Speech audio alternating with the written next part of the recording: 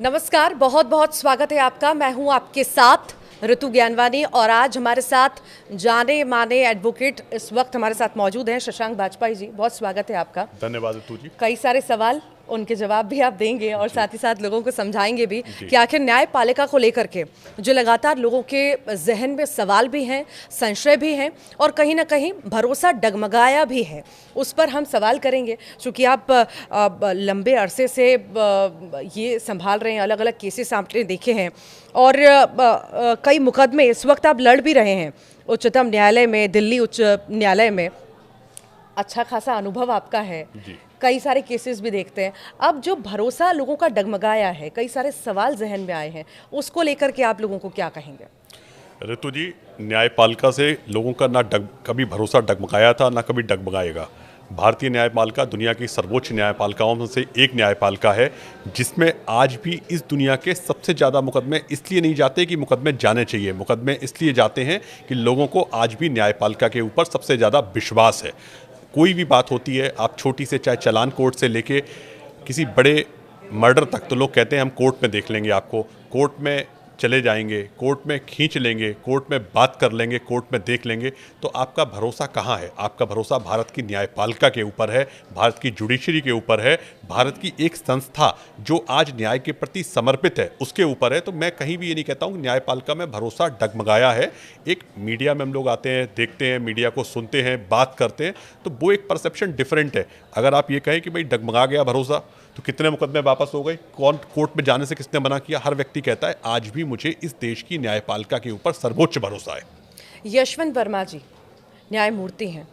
अब इतना बड़ा केस सामने आया, इतनी मात्रा में कैश मिलना, फिर कैश जला हुआ भी मिलना, कई लोगों के जहन में सवाल है कि क्या वाकई में हम भरोसा कर सकते हैं या पैसे लेकर ये सारी चीज़ें होती हैं? ऋतु जी, ये बहुत ही वर्निंग टॉपिक है आज देश के अंदर। ये देश जानना चाहता है या देश बार बार पूछता है या देश के लोगों के मन में विश्वास घटा है कि बढ़ा है? ये एक मुकदमा है, एक केस है, एक घटना है या एक दुर्घटना है? क्या है हमें नहीं पता। क्यों? आपने एक रिपोर्ट आती है, किसी के घर में कुछ नोट पकड़े जाते हैं, नोट पकड़ने के बाद कुछ कार्रवाइयाँ जो कि हो रही हैं, और निश्चित रूप से भारत में अपने आप में एक प्रथम तरह का मामला है जो पहली बार देश के सामने आया है।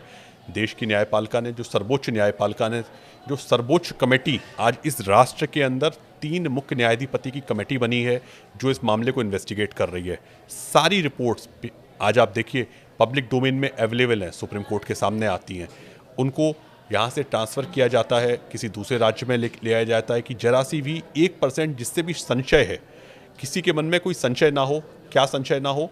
कि ये इन्वेस्टिगेशन सही तरह से हो पाएगी, इन्वेस्टिगेशन इन्फ्लुएंस तो नहीं होगी, क्या न्यायाधीश के मामले को दबाया तो नहीं जाएगा। देखिए, भारतीय न्यायपालिका ने कभी भी अपने विश्वास को जनता से खोने नहीं दिया है। निष्पक्षता और न्याय के प्रति समर्पण इस न्यायपालिका की एक आध्यात्मिक नहीं, आत्मिक नहीं, लोगों की आत्मा जुड़ी है। भारतीय न्यायपालिका भारत के संविधान से बनी निकली हुई एक वो संस्था है जिसमें लोग चाहते हैं कि हमारा पूरा विश्वास इस न्यायपालिका के ऊपर अडिग रहे। उस अडिगता को बचाने के लिए ये जो पूरा मामला आया है, इसकी जो सर्वोच्च न्यायिक कमेटी के द्वारा जांच हो रही है, उस जांच को सामने आने दीजिए, उसके जो परिणाम है उसको आने दीजिए। मैं एक छोटा सा एक डेटा के हिसाब से आपसे बात करना चाहता हूँ। मैं इस दुनिया की सबसे बड़ी आबादी कहाँ पर रहती है? भारत में रहती है। इस दुनिया के जो न्यायाधीश हैं भारत में, उच्चतम न्यायालय में लगभग 34 न्यायाधीश हैं, उच्च न्यायालय में लगभग 1000 से ज़्यादा न्यायाधीश हैं, जिसमें से लगभग 750 न्यायाधीश कार्य कर रहे हैं। जो उसके बाद हमारी सबऑर्डिनेट जुडिशरी जिला न्यायालय जो होते हैं, लगभग उसमें 22,000 सैंक्शन पद हैं, जो 16-17 हज़ार के आसपास उसमें लोग काम कर रहे हैं। उच्च न्यायालय में लगभग 700-750 न्यायाधीश इस समय कार्य कर रहे हैं। और ये 75-76 वर्ष से ऐसे कितने मामले आपके सामने आज तक आए? 2, 3, 4, 5, 6, 7, 8, 9, 10 कितने मामले आए? कितने मामलों में निष्पक्ष कार्रवाई नहीं हुई?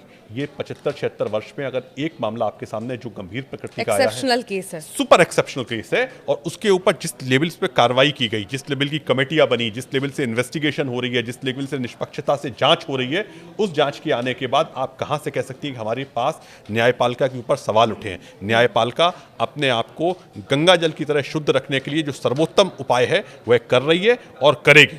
लोग ये भी सवाल कर रहे हैं कि क्या एकमात्र रास्ता यही था कि ट्रांसफ़र कर दिया जाए? जब जांच चल रही है तो आखिर यहाँ पर ट्रांसफ़र क्यों किया गया? देखिए, ये निश्चित रूप से सुप्रीम कोर्ट कलेजियम का विषय था। उन्होंने कुछ विचार किए होंगे, कुछ निर्णय लिए होंगे। उन निर्णयों को उन्होंने अभी जाहिर नहीं किया है, ट्रांसफ़र क्यों किया मैं उस पर कोई कुछ कहना भी नहीं चाहता हूँ। परंतु एक बात ज़रूर कहना चाहता हूँ, आपको ये बात समझना होगा, किसी व्यक्ति जो जहाँ पे उसके खिलाफ इन्वेस्टिगेशन चल रहे हैं, हम लोग सिविल इन्वेस्टिगेशंस भी कभी देखते हैं, इन्फोर्समेंट डायरेक्टरेट के इन्वेस्टिगेशंस देखते हैं कि एक राज्य में कभी मामला चलता है, लोगों के मन में आशंका या शंका ना हो कि यह मामले को प्रभावित किया जा सकता है, तो लोग चाहते हैं कि उनको एक जगह से दूसरी जगह ट्रांसफर कर दिया जाए, जिससे जांच और निष्पक्ष रूप से और पारदर्शी रूप से हो सके और सामने लाई जा सके। क्योंकि उद्देश्य क्या है न्यायपालिका का, उद्देश्य क्या है इन्वेस्टिगेशन का, उद्देश्य क्या है सरकार का, कि भाई निष्पक्ष न्याय जांच हो, निष्पक्ष जांच के बाद जो भी कार्रवाई आगे हो उस कार्रवाई को हम करें और जनता का विश्वास जो हमारे ऊपर था, जितना था उससे ज़्यादा बढ़ के आए।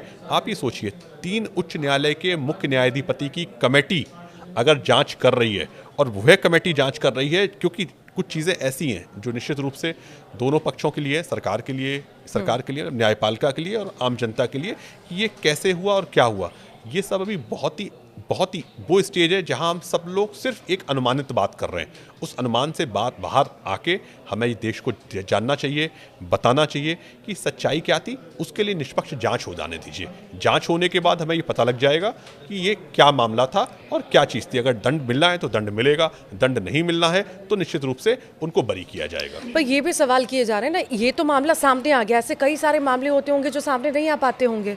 मुझे ऐसा लगता नहीं है। आज इतनी एडवांस मीडिया है, इतने एडवांस कार्य हो रहे हैं। वो तो आग लगी तो ये पूरा मामला सामने आया, अगर आग लगती ही नहीं तो फिर तो ये कहाँ से कहाँ पहुँच गया होता। ये मैं सवाल नहीं, जनता सवाल पूछ रही है। नहीं, जनता जो सवाल पूछ रही है, आग लगी या आग लगाई गई या आग बुझाई गई, ये सब चीज़ें अभी इन्वेस्टिगेशन के विषय हैं। हाँ। अभी इन्वेस्टिगेशन हो जाने दीजिए, थोड़ा समय है। इतनी फास्ट इन्वेस्टिगेशन देश में कभी होती नहीं थी, इतनी फास्ट इन्वेस्टिगेशन हो रही है। हाँ। उसकी रिपोर्ट आने दीजिए, पता लगेगा। जनता भी उसको सारे जवाबों को अच्छे जवाब मिलेंगे, जनता का विश्वास भी बढ़ेगा, हमारा विश्वास भी बढ़ेगा।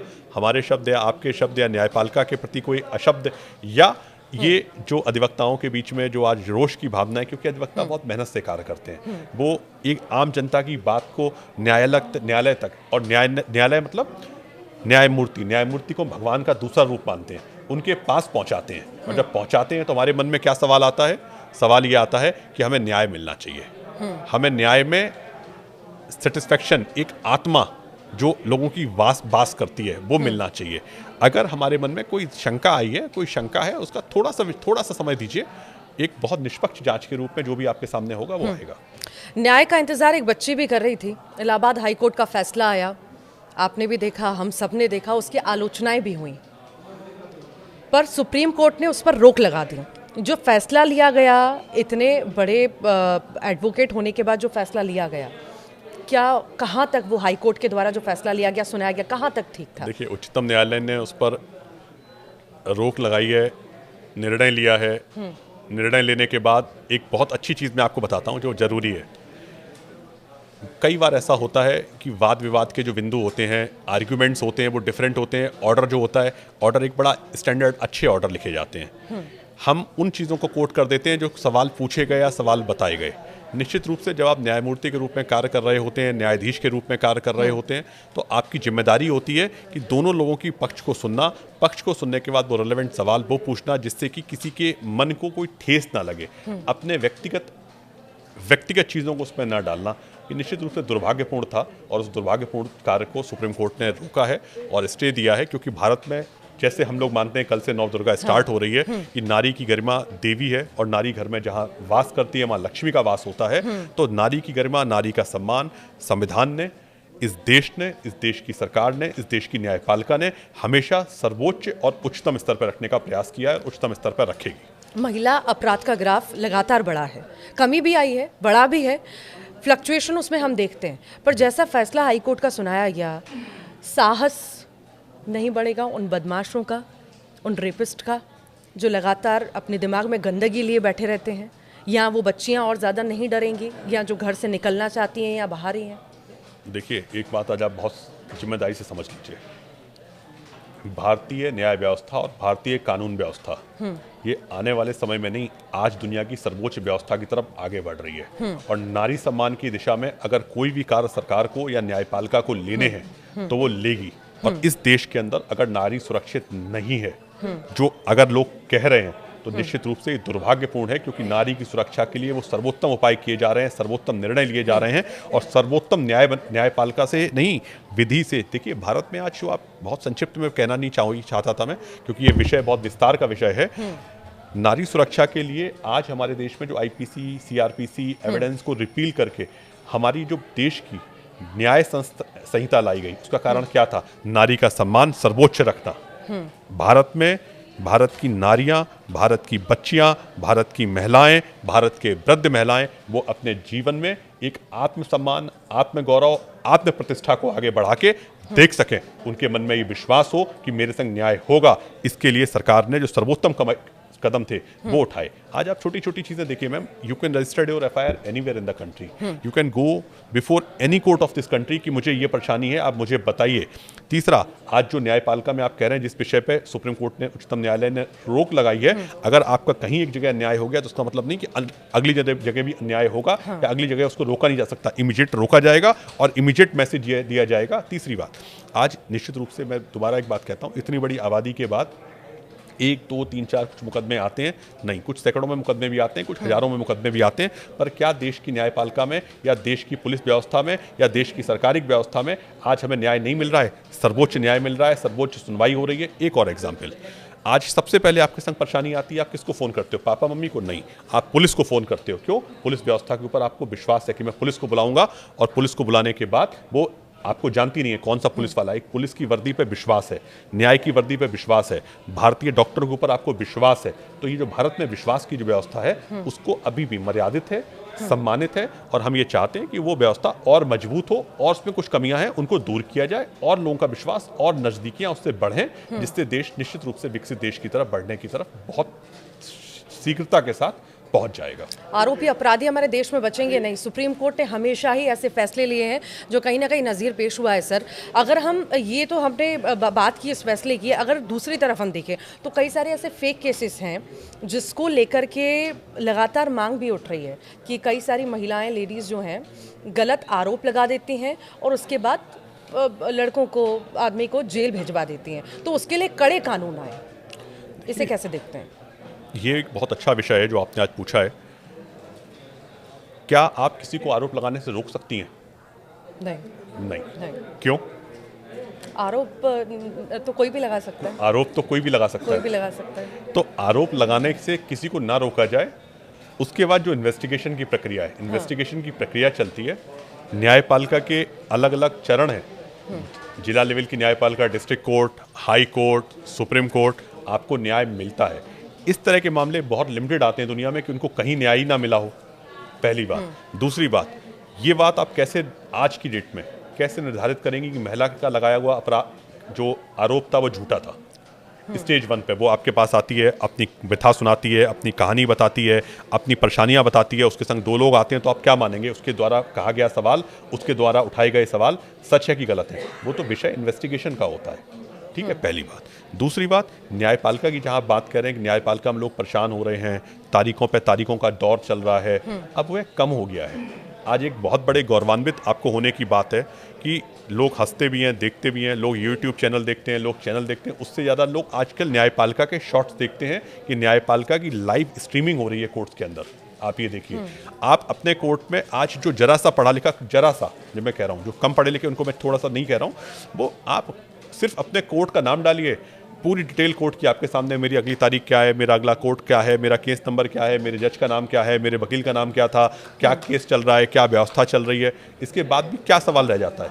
ना वकील झूठ बोल सकता है, आपने आर्ग्यू किया कोर्ट में कि नहीं किया, आप कोर्ट में हाजिर हुए कि नहीं हुए, मेरे कानूनी के दस्तावेज कहाँ हैं, महिला के दस्तावेज कहाँ हैं, महिला ने क्या स्टेटमेंट दिया है, महिला का क्या ऑर्डर आया है, महिला की क्या जाँच हो रही है, सब कुछ पूछिए। नहीं, सब कुछ उपलब्ध है कहाँ? डिजिटल प्लेटफॉर्म के ऊपर। ये व्यवस्था ही तो आज मजबूत हुई है। संस्थागत व्यवस्था जो मजबूत हुई है इन 10 सालों के अंदर, उसको हमें अप्रिशिएट करना पड़ेगा। कोरोना के बाद इस देश की न्यायपालिका की जिस लेवल से चेंजेस हुए हैं, पेपरलेस कोर्ट हुई हैं। मैं आपको एक संक्षिप्त बात बताता हूँ, इस बात को आप भी अप्रिशिएट करिए। वीडियो कॉन्फ्रेंस का युग नहीं था। हमारे पास कंप्यूटर नहीं थे, हमारे पास लैपटॉप्स नहीं थे, हमारे पास डिजिटल प्लेटफॉर्म्स नहीं थे। तो कई अधिवक्ता भाइयों ने उन्होंने कोशिश की कि उन्होंने क्या किया, अपने मोबाइल से वीडियो कॉन्फ्रेंस से कोर्ट अटेंड की। क्यों? उनका विश्वास था कि हमारा जो लिटिगेंट है, जो आदमी वहाँ हमारे पास आया है, उसके संग अन्याय ना हो जाए, उसके लिए हमें प्रेजेंट होना जरूरी है। न्यायमूर्ति साहब ने उसको सुना। मोबाइल के बाद लैपटॉप्स आए, टैब आए, नए नए प्लेटफॉर्म्स डेवलप हुए, नई व्यवस्था डेवलप हुई। तो और एक आज इतना बड़ा इंफ्रास्ट्रक्चर डेवलप हो गया, आप वीडियो कॉन्फ्रेंस से किसी भी कोर्ट में अपीयर हो सकते हैं। क्या आज आप लोगों से बात करते हैं, आप लोगों से कहते हैं आने की जरूरत नहीं है, आप वीडियो कॉन्फ्रेंस से बात कर लेते हैं, 5 मिनट ही तो बात करनी है। छोटे प्लेटफॉर्म्स, हमारे नेशनल प्लेटफॉर्म्स पे कई प्लेटफॉर्म्स डेवलप हुए। उससे भी बड़ा मेजर सुधार क्या हुआ, देश में पूरी न्याय व्यवस्था की जो रीढ़ थे, आईपीसी, सीआरपीसी एविडेंस, उनको चेंज करके हमारा आपके ऊपर विश्वास पड़े, उस व्यवस्था को लागू करवाया गया। क्यों? क्या वो इंफ्रास्ट्रक्चर हमारे पास था? नहीं, पर सरकार की एक दृढ़ इच्छा थी कि एक ऐसा इंफ्रास्ट्रक्चर का निर्माण हो जिससे कि हमारी व्यवस्था, हमारा कार्य और हमारे प्रति लोगों का विश्वास और बढ़े। दूसरा, जो तारीख पे तारीख का चक्कर था, जो आप बार बार कोर्ट जाती थी, जो आप थानों के चक्कर लगाती थी, अब वो बचा है। और मैं मानता हूँ 2-4 साल, अभी थोड़े समय और लगेगा, एक ऐसी व्यवस्था हमारे यहाँ बनने जा रही है जिस व्यवस्था को दबाया नहीं जा सकता। किसी की नारी हो चाहे पुरुष हो, इसको समान लिंग भेद से ऊपर उठ के उन लोगों को सामान्य न्याय मिलेगा और उनको एक सम्मान मिलेगा।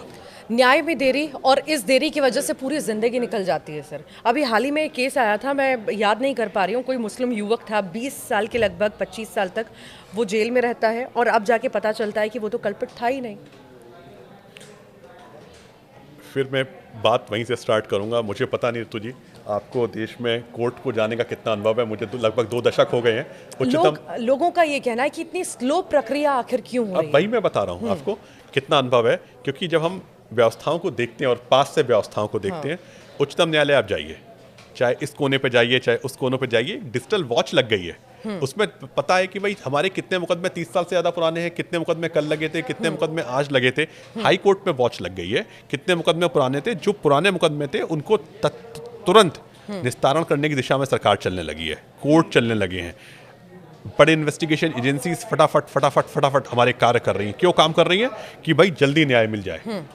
दूसरी बात, किसी व्यवस्था में किसी का कोई एक आरोप, एक मुकदमा नज़ीर नहीं हो सकते। निश्चित रूप से उनको न्याय मिला, एक समय लग गया निश्चित रूप से, पर आज की व्यवस्था एक हमारे पास, अगर हम इन 7 या 8 दशकों को देश में मानते हैं, 1947 से लेके 2025 तक का समय, तो एक समय 10 साल, 20 साल, 30 साल, 40 साल नहीं, इस 10 साल में जो प्रगति की दिशा में हम चले हैं, और उन प्रगति में सबसे बड़ा जो सुधार हुआ है, मैं आपको एक छोटी सी बात और बताने जा रहा हूँ। आपने शायद वो वीडियो अब यूट्यूब पे अवेलेबल है, जो नया सुप्रीम कोर्ट की बिल्डिंग का कंस्ट्रक्शन हो रहा है, वो दुनिया के सबसे बेहतरीन सुप्रीम कोर्टों में से भारत का सुप्रीम कोर्ट होगा। दिल्ली उच्च न्यायालय और दिल्ली के जितने भी न्यायालय हैं आज, दिल्ली के जो न्यायालय हैं, उन न्यायालय में आप जाइए तो आपको लगता है कि देश के सबसे अच्छे प्रीमियम हाई कोर्ट्स हैं, जिसके अंदर सारी सुविधाएं आपको उपलब्ध हैं।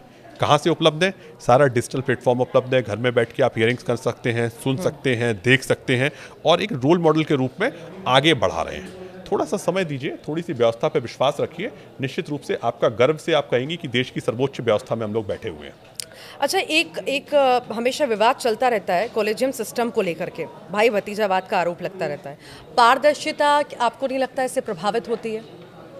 आपको लगता है कॉलेजियम सिस्टम में पारदर्शिता नहीं है? मुझे लगता है, मैं शुरू से एक बात नोटिस करता हूँ, आज देश के अंदर ये जो व्यवस्था चल रही है, इस व्यवस्था में, हर व्यवस्था में कुछ खामियां हो सकती हैं, उन खामियों को दूर भी किया जा सकता है, दूर करने के प्रयास भी किए गए हैं। क्या इस व्यवस्था ने देश में कुछ सर्वोत्तम और सबसे अच्छे जजेस नहीं दिए? निश्चित रूप से दिए हैं। इस व्यवस्था की खामियां कहाँ आ रही हैं? जो खामियां आ रही हैं उनको दूर किया गया, लगातार दूर किया गया है। क्या कॉलेजियम सिस्टम में भाई भतीजावाद का एक आरोप लगता है? मैं इस पर बहुत लंबी डिबेट का टॉपिक है, पर एक संक्षिप्त बात कहना चाहता हूँ। क्या कोई आरोपों का खंडन करने का ये सही समय हो सकता है जहां आप ये कहें कि नेता का बेटा नेता नहीं बन सकता, वकील का बेटा वकील नहीं बन सकता, जज का बेटा जज नहीं बन सकता, या एक्टर का बेटा एक्टर नहीं बन सकता, एंकर का बेटा एंकर नहीं बन सकता? तो आप क्या कहेंगे, मेरा बेटा एंकर क्यों बनेगा, मेरा परिवार एंकर क्यों बनेगा, मेरे पापा नेता है, मेरे पापा नेता क्यों बनेंगे? कुछ चीज़ इंडिविजुअल चॉइस पे छोड़नी चाहिए, पहली बात। दूसरी बात, कॉलेजियम सिस्टम में जो बहुत सारी बातें आती हैं कि इनका बेटा जज बन गया, भाई भतीजेबाज के आरोप लग रहे हैं, इन आरोपों के ऊपर कई तेजी से लोगों ने देखा है, और हम आपसे फिर कह रहे हैं एक बार बहुत जिम्मेदारी के साथ, क्योंकि ये बहुत गहन चिंतन का विषय है, इसमें अभी मैं नहीं जाना चाहता, कि इस देश के सर्वोच्च जज, सर्वोत्तम जज इसी सिस्टम ने दिए थे और इस सिस्टम को देने के बाद इसकी खामियों को बहुत ज़्यादा दूर किया गया और आने वाले समय में एक व्यापक सुधार की दिशा में निश्चित रूप से चेंजेस होंगे और वो होंगे और होंगे। सिस्टम से हारकर बेसहारा, गरीब, दबे कुचले लोग न्यायपालिका पर भरोसा करते हैं, वहाँ पर पहुँचते हैं, उन्हें क्या मैसेज देंगे आप? सिस्टम से हार चुके हैं, थक चुके हैं, कुछ नहीं हो पा रहा। मैं एक छोटा सा मैसेज ये दूंगा कि मैं अपने मेरा जीवन है, आज एक अधिवक्ता के रूप में मैं देश में जो भी निश्चित रूप से कार्य कर रहा हूँ और न्यायपालिका को, न्यायाधीशों को, अधिवक्ताओं को, सबको बहुत पास से देखने का मौका मिलता है। मेरा ये कहना है कि आपका विश्वास न्यायपालिका के ऊपर जितना था उससे ज़्यादा और बढ़ना चाहिए और होना चाहिए। इस समय भारतीय न्याय व्यवस्था दुनिया की सर्वोच्चतम न्याय व्यवस्था की तरफ बढ़ रही है। क्यों बढ़ रही है? क्योंकि आज आपके पास अधिवक्ता नहीं है, आपको सरकार अधिवक्ता मुहैया कराती है, टॉप से टॉप अधिवक्ता मुहैया कराती है, उसकी फीस भी सरकार देती है। न्याय व्यवस्था दुनिया की सबसे सस्ती न्याय व्यवस्था भारत में है। आप अपनी अर्जी लगाइए, आपकी सुनवाई हो जाती है। तीसरी बात, किसी भी व्यवस्था में हमारा विश्वास बढ़े, इसके लिए हर व्यक्ति को न्याय मिले, अंतिम व्यक्ति को न्याय मिले, अंतिम व्यक्ति तक न्याय की पहुंच हो, अंतिम व्यक्ति न्याय को समझ सके, इसलिए जजमेंट्स को ट्रांसफ़र किया गया, रीजनल भाषाओं में आपके पास और कॉपी पहुंच जाए। ट्रांसलेट किया गया कि आपकी भाषा में आपको न्याय मिल सके, हिंदी में, उड़िया में, संस्कृत में, गुजराती में, पंजाबी में, जिसमें आप पढ़ना चाहें अपने जजमेंट को पढ़ें। न्याय के कई सारे एक्ट जो थे उनको रिपील किया गया कि न्याय व्यवस्था को और सहज सरल बनाया सके। आप देखिए, नए जीएसटी लॉज आए देश में, नए सीआरपीसी एविडेंस 150 साल बाद बदले गए। तो सरकार के जो कदम है, उन कदमों को आज इस देश को, इस देश की जनता को, इस देश की समझ को अप्रिशिएट करते हुए अपनाने में थोड़ा सा समय लगेगा, पर वो निश्चित रूप से बहुत दूरगामी प्रभाव जिनके होंगे और उस प्रभाव के बाद इस देश में ना कोई दबा बचेगा, ना कोई कुचला बचेगा, ना कोई पिछड़ा बचेगा। ये सब लोग देश की प्रगति की आगे की दिशा में आगे बढ़ेंगे और उनके मन में विश्वास आएगा कि हम इस देश के उन महत्वपूर्ण अंगों में से एक अंग है जिसको न्याय भी मिलता है, जिसको प्रेम भी मिलता है, जिसको सम्मान भी मिलता है, जिसको आगे की व्यवस्थाओं में अपने आप को एडॉप्शन भी मिलता है। एक छोटी सी बात है, आज देश का इतना मीडिया, एक मुकदमे को लेकर हर मीडिया के चैनल की हेडलाइंस हैं, हर मीडिया से हर आदमी एक प्रभावित हो रहा है, सुन रहा है, एक व्यूज बना रहा है। किसी समय हमारे पास कितने चैनल थे? 1 2 3 4 5, आज लगभग सैकड़ों नहीं हजारों की संख्या में चैनल चल रहे हैं। हर लोग एक राय उठा रहे हैं। मैं एक छोटी सी बात आप और पूछता हूँ, दुनिया की सबसे अच्छी न्याय व्यवस्था कहाँ की हो सकती है?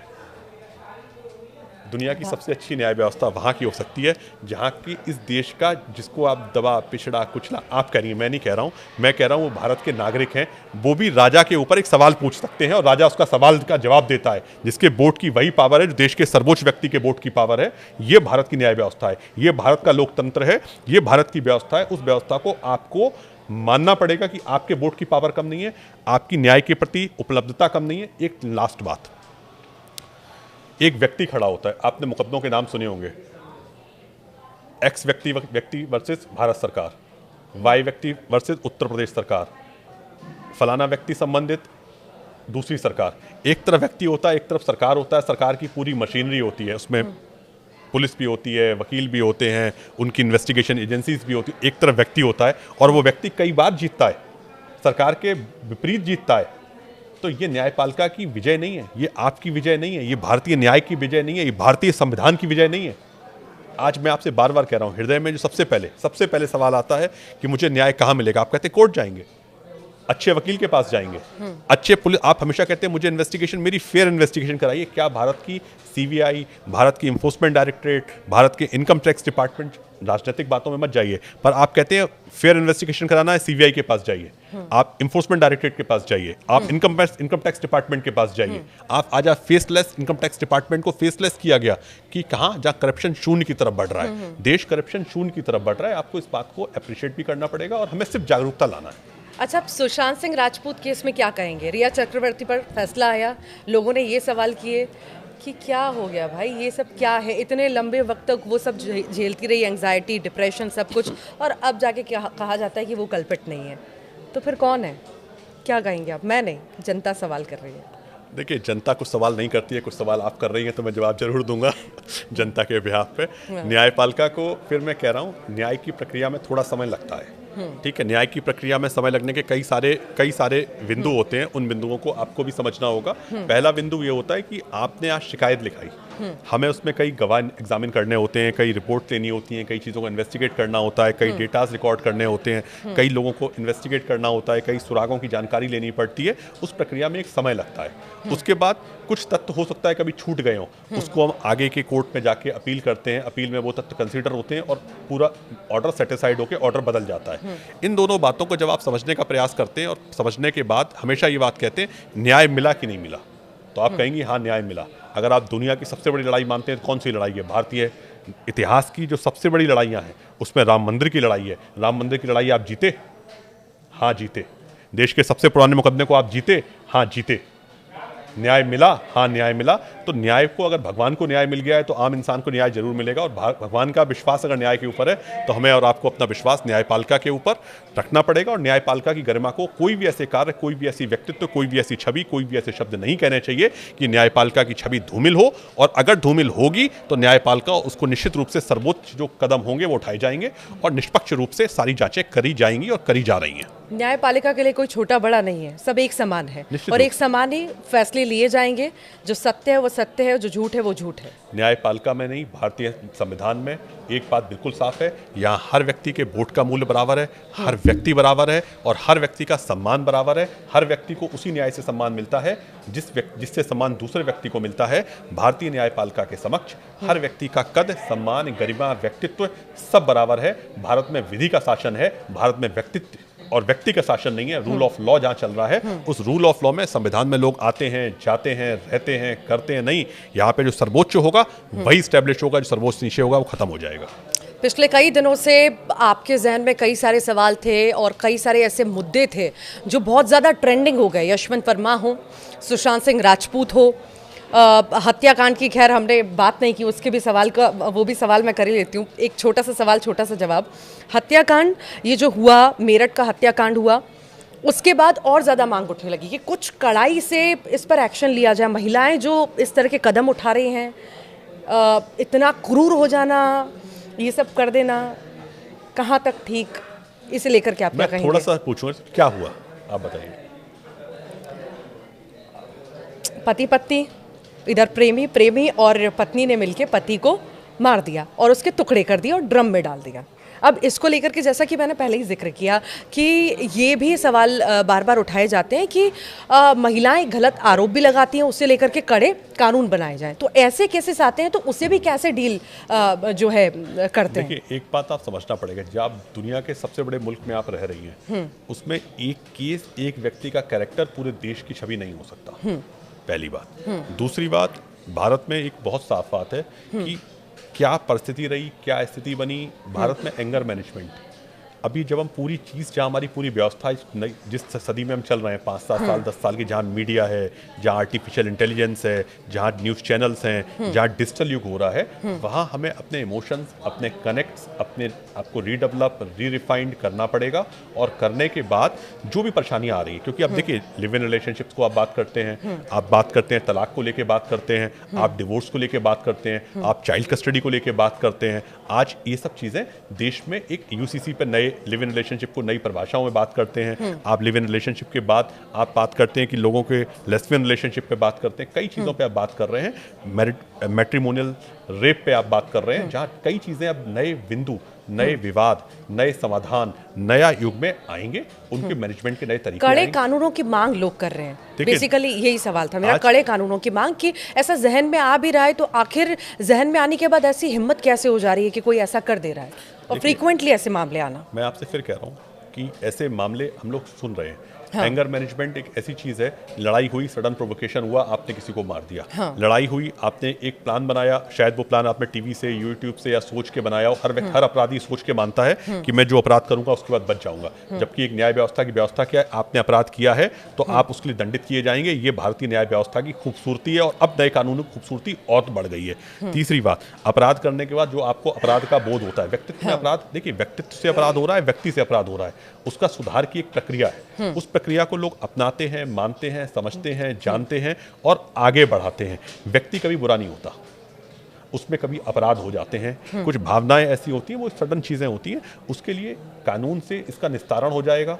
कभी कभी मुझे लगता है किसी भी कोई भी ऐसा युग, मैं आज दुनिया का जो सर्वोच्च युग था, अगर सर्वोच्च युग था जब राम का राज्य था, तब भी सीता माता का अपहरण हुआ। अपहरण हुआ तो मतलब अपराध हुआ। अगर उस समय एक अपराध हुआ है तो आज भी अगर अपराध हो रहे हैं तो अपराधों के लिए आज देखिए यूपी में क्राइम रेट देश में सबसे कम होता जा रहा है। देश के अंदर नई एजेंसीज काम करना शुरू कर रही हैं। इनका कारण क्या है? कारण है हमें हमारी व्यवस्था को और सुदृढ़, मजबूत और दंडात्मक से ज्यादा विश्वसनीय बनाने की तरफ हमने कार्य किया है। और आपसी रिश्तों में तनाव, लड़ाइयाँ, मर्डर, स्ट्रेस जो हो रहे हैं, ये भी धीमे धीमे रिड्यूस होंगे। इनको समझने की काउंसलर्स की बहुत जरूरत है। विधि को बहुत मजबूत करके भी एक बहुत छोटा सा मैं आपको एग्जाम्पल बताता हूँ जो पूरी दुनिया मानती है। भारत में दहेज अधिनियम लागू है। दहेज लेना और दहेज ना लेना अपराध है। आप बताइए, आप जहाँ नोएडा में, दिल्ली में, बॉम्बे में, कहाँ पे लोगों की एक लेविश मैरिज नहीं, लेविश मैरिज बढ़ रही है। कानून से बना के कितना रोकेंगे आप? कुछ चीजों में स्वप्रेरणा की जरूरत है। जब आपकी प्यार होता है तो आप कहती है मैं शादी में ये भी लाऊंगी, ये भी दूंगी, तुम्हारी गिफ्ट भी दूंगी, मैं। और जब तलाक हो जाता है, तलाक हो रहा होता है, तो आप कहती है ये सबसे छोटी चीज भी मैं वापस लूंगी क्योंकि मैंने दहेज में दी थी, वो दहेज डिमांड किए गए थे। तो एलिगेशन से पहले जहां हमारे मानसिक संतुलन, मानसिक प्रेम, मानसिक भावना की बात आ रही है, उसको समझना, उसको रिश्तों को समझना, और उन चीजों में जो नए अब चीजें बदल रही हैं, तो थोड़ा समय दीजिए, देश बदलेगा और सुंदर देश होगा। न्यायपालिका पे जो जहन में सवाल आप सभी के थे, ये सारे ही मुद्दों को लेकर के आपने सुने होंगे और कहीं ना कहीं संतुष्टि आपको भी मिली होगी। जो लगातार आपको कहीं ना कहीं एक संशय बना हुआ था, उन सारे सवालों के जवाब हमारे दर्शकों को मिल गए होंगे। बहुत बहुत शुक्रिया शशांक जी, आप आए, आपने समय निकाला और हमारे दर्शकों को जानकारी भी दी। बहुत बहुत शुक्रिया। नमस्कार।